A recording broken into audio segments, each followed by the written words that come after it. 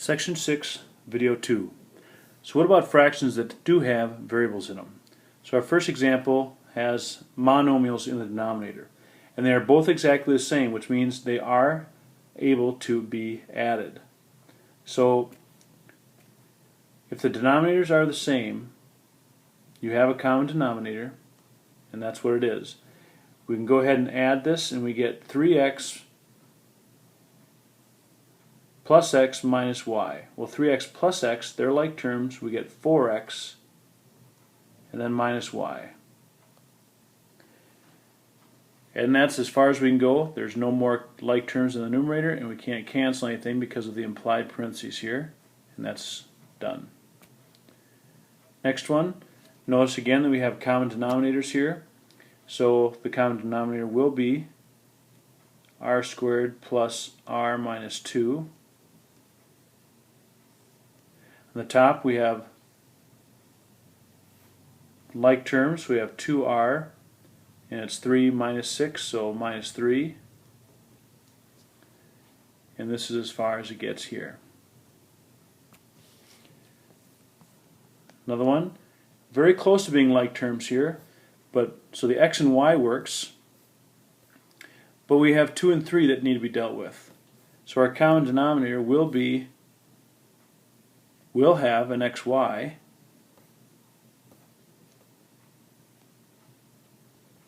but we have to figure out what will it be for the numbers.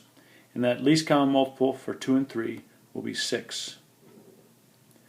So to get the first fraction to have a common denominator of 6xy, they already have xy's, but we'll need to multiply top and bottom by 3, which gives us 15. The second fraction we'll have to multiply by 2, which gives us 10.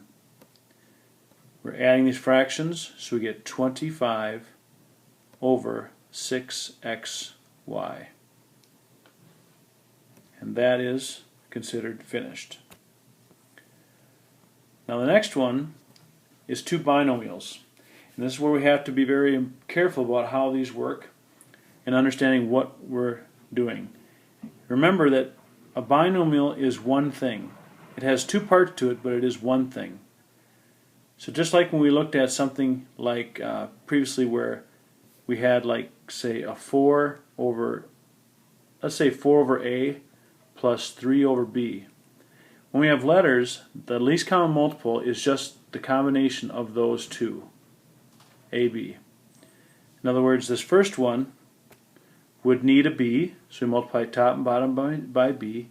The second one would need an a, so top and bottom times a, and we would get 4b plus 3a over ab. That's how letters work. So whether it's a monomial, letter a or b, or a binomial, like this, a minus 2, a minus 5, they are separate pieces. So the common denominator, most simply said, is going to be both of them multiplied together. But what has to happen is, to get that common denominator to be there, the first fraction would have to be multiplied by what it doesn't have, top and bottom, and that would give us, I'm going to write this as one big fraction. Remember, we have to distribute this, so we get 4x minus 20. The second fraction would need to be multiplied by x minus 2, top and bottom, and that would also have to be distributed.